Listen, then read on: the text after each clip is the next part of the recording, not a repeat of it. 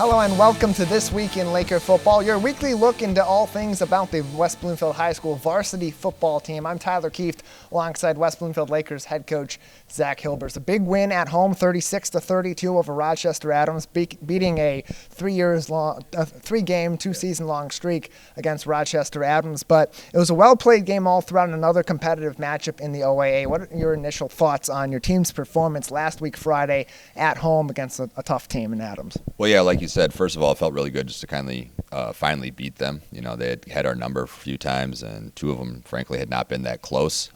So just to get out there and have a chance to come out on top against them, and that felt good. But at the same time, you know, like you said, really, really close game, came right down to the end. We thought we were in decent control, and, you know, credit to them, really good team, well coached. They kept fighting, got their, good player the ball at the end and scored to make it kind of like really tight. And luckily, we were able to make some plays at the end of the game and get it done. You look at the scoreboard, it's a 36-32 game. The biggest lead your team had was the biggest lead of the game at 10 points. But even that being said, it was a very defensive matchup, and your defense in particular played really well throughout the game. Multiple sacks for Brandon Davis-Swain. The same goes for Jonathan Gabriel. And guys in the interior like Kamari Pittman also had a big game. Speak to that and how that plays into a very gritty win last week against Rochester Adams and sets the tone for what that front seven in particular needs to do throughout this next stretch of the season. Yeah, you see a game that we give up 32 points. You don't think like your defense played really well, but ours did. Like we fumbled the second snap of the game and gave them a really short field, and then just had to, like, their second touchdown had a guy totally miss a line, which obviously is our fault. But as soon as we kind of stopped giving them some easy stuff, we really stepped up until, again, the last minute of the game. But at the same time, I guess that's a common theme. 2 straight weeks, we had really good defensive games, and in the last minute of the game, Lake Orion scored to beat us, and then in the last minute of the game on Friday night, Adams scored to make it a really close game. So if we can just kind of, start the game off and finish the game off, we're going to be in a really good spot, we think, like total team-wise, because our defense is played really well, and I think the results are, hopefully it will catch up to that soon. At the end of the game, the scrum with your team, you emphasized we made a running team pass the ball, and you took away one of their strong suits on the offensive side without shying away from a weaker point of that offense that's still very strong overall. In terms of your preparation for that game, preparing for a team that loves to run the football and does it very well, how did your defense in particular approach last week against Adams? Well, they got some run schemes that they've run forever that work really well, and you've seen them be successful against us in the past. So our goal was to take their best plays away, and then their best plays off of that is getting their ball to, number 22. They're probably their best player. So we felt if we could take their best run game away and take away their best pass threat, that they're going to have to rely on, their other options. And those kids did at times really step up and make some plays, but we thought that, over the course of a whole game that we would be able to hold on. We did. The previous week over, after losing to Lake Orion on the road, that 13-17 heartbreaker in Lake Orion, you emphasized to the team, we got to take this loss and move on. We need to focus on Rochester Adams. They're not going to care that we lost last week. They're not going to feel bad for us. And even Brandon Davis-Swain, we talked to him after the game, and he emphasized getting guys in the locker room focused and disciplined for the remainder of this schedule. How did that come about over the last week, getting guys focused on this coming week ahead against Rochester Adams, letting go of that loss, and how does that speak to going forward too, now that you've picked up another win, letting that win go and focusing on a tough schedule ahead? You got Clarkston, Oxford, and Southfield A&T in the next 3 weeks. Well, I think the schedule itself kind of does that for you. So the kids knew before Lake Orion how good that team was, and before Rochester Adams that, we had lost 3 in a row to them. And Clarkston is Clarkston. I've told them for a couple of weeks, like, we haven't won there at their place in at least 50 years. So I think that goes a long way to helping get the focus where it needs to be. And part of that also is our senior leadership, getting the guys locked in on the task at hand. And speaking of senior leadership, Brandon Davis-Swain honored with his official invite to play in the Under Armour All-American game. You also had Ron Bellamy coming back last week to be inducted into the Coaches Hall of Fame. Speak to that relationship between Ron Bellamy and your coaching staff and how he was able to establish this program and the ways that it sustained itself over the last several years since he had exited to go to the University of Michigan through Coach Grice's administration and now to you taking over the staff. Yeah, a lot of credit, and most of the credit, frankly, does go to him for as he was here. As you know, we were mid-20s, maybe late 20s, trying to figure everything out, and he really did such a good job of building a foundation to the program. And then after we had a foundation, kind of taking us to the next level, obviously, where people like myself can just maintain. He did so much building here that made my job a lot easier. So to have him back there, like in the end zone on the sidelines, it was great. It was great to see him before the game, and he teases me like he always does. But it was awesome, and like you said about Brandon, to get him the recognition that he deserves to be one of the really premier players at his position in the country. It's pretty cool because we know how good he is and we believe it, but to kind of get that recognition from, I guess, that next stage, it's pretty special. From the coaching staff standpoint, you talked about Coach Bellamy building such a strong program and a sustainable program, but Coach Petrito talked about it with us before the game too. He mentioned about the 3-game, 2-season losing streak for West Bloomfield against Rochester Adams, and he talked about how that doesn't really mean anything because there's so much turnover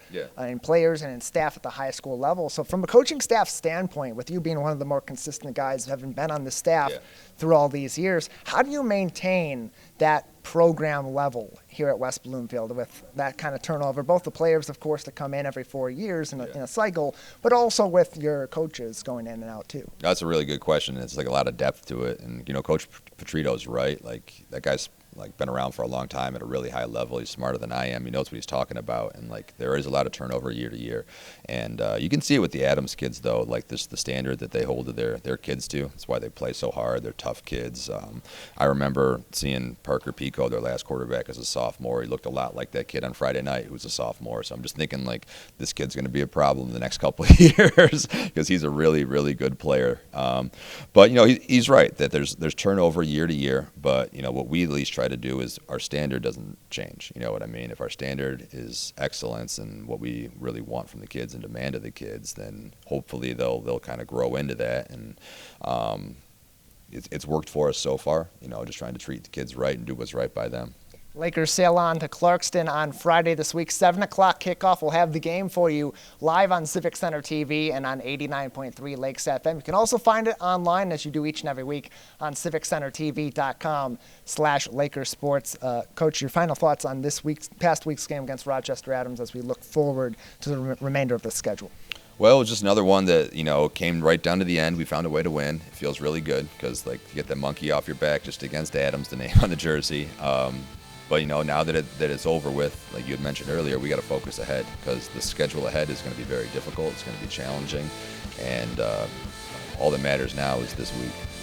We'll take a break on This Week in Laker Football. On the other side, we've talked a lot about defense so far. We talked about culture. We'll get to the offensive side of the ball. Wide receiver Elisha Durham will join us next. Stay with us. You're watching and listening to This Week in Laker Football. In the shotgun, 2 men out to his left and his right. Takes the snap, rolls to his left side, breaks contain and has to take the ball, but ultimately taken down by Brandon Davis-Swain. Gets another sack at the 19-yard line. Just again, this game has really been all about Brandon Davis-Swain. Almost gets honored before the game, and ever since kickoff, he has just been establishing himself as a force in this game on both the offensive and defensive sides of the ball. This is Civic Center TV and 89.3 Lakes FM. On cable and the radio. On the web too, and on social media. Civic Center TV, television that's close to home. Learn more about fire prevention in our community at the West Bloomfield Fire Department Open House, Sunday, October 1st, from noon to 3 p.m. at Fire Station 1 in West Bloomfield. Embrace safety and celebrate 100 years of service from our West Bloomfield Fire Department, October 1st at Fire Station 1 on Orchard Lake Road, plus coverage from us right here on Civic Center TV and 89.3 Lakes FM.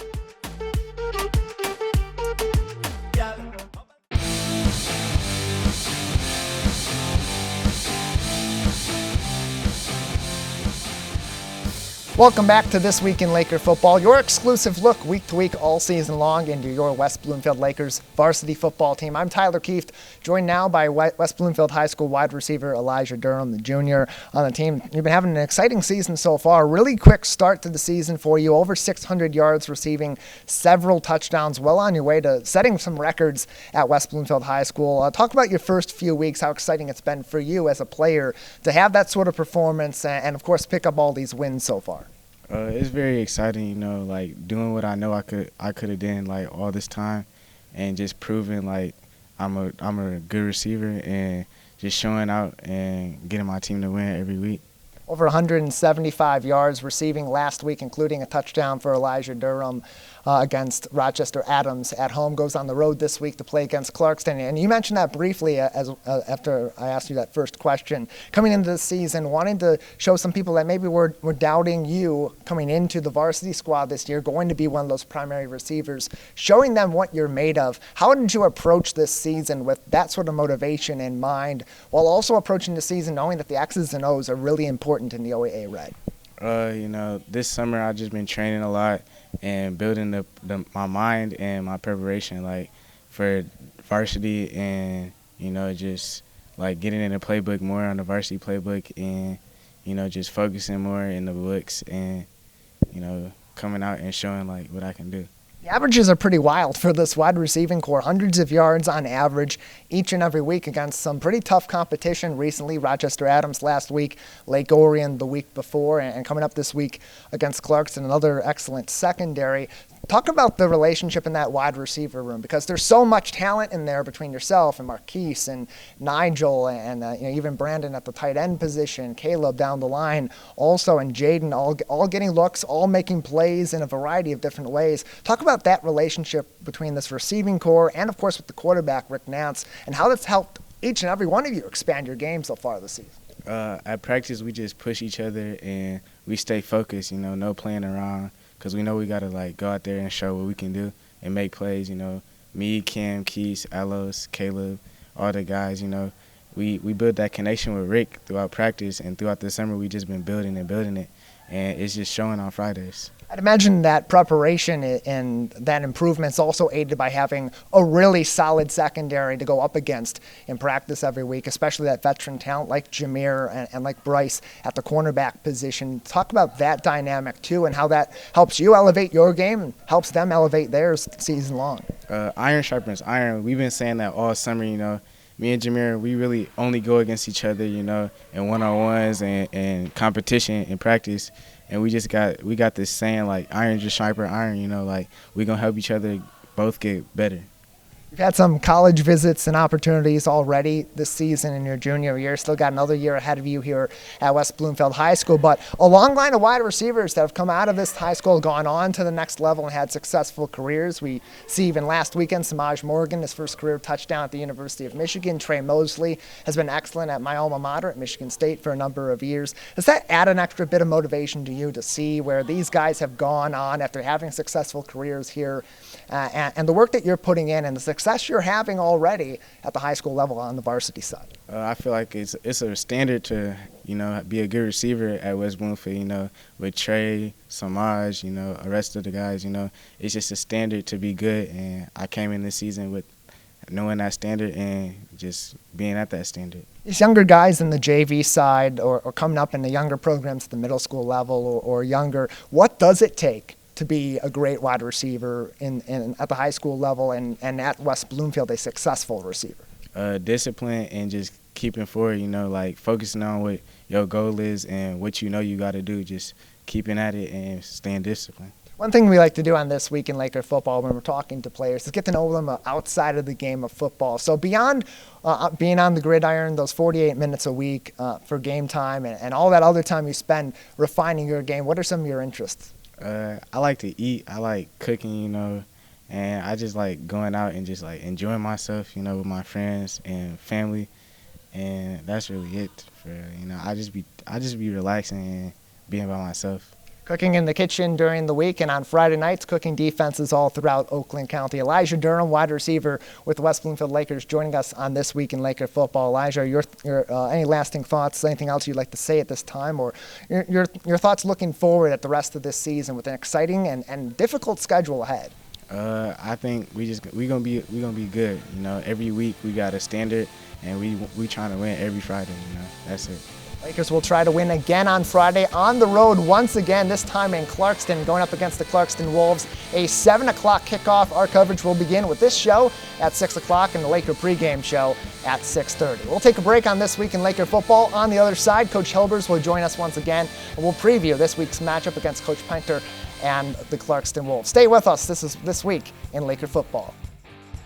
Nance takes the snap, got a bit of a pocket, got some time, looking down the field, going for it again. The bomb squad at work, and Elijah Durham pulls it in once again. Missed one of our live broadcasts or one of your local municipal meetings? Check it out online at civiccentertv.com. Every meeting, show, and interview on demand. Thank you for watching and listening to Civic Center TV and 89.3 Lakes FM. Watch West Bloomfield Lakers football all season long on 89.3 Lakes FM and Civic Center TV. Join Tyler Kieft and Matt Catoni each week for live, in-depth, and exclusive coverage before, during, and after the big game.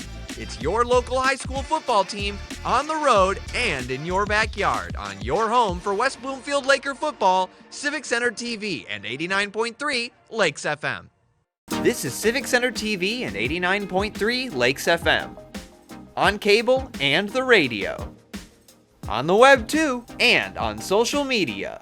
Civic Center TV, television that's close to home.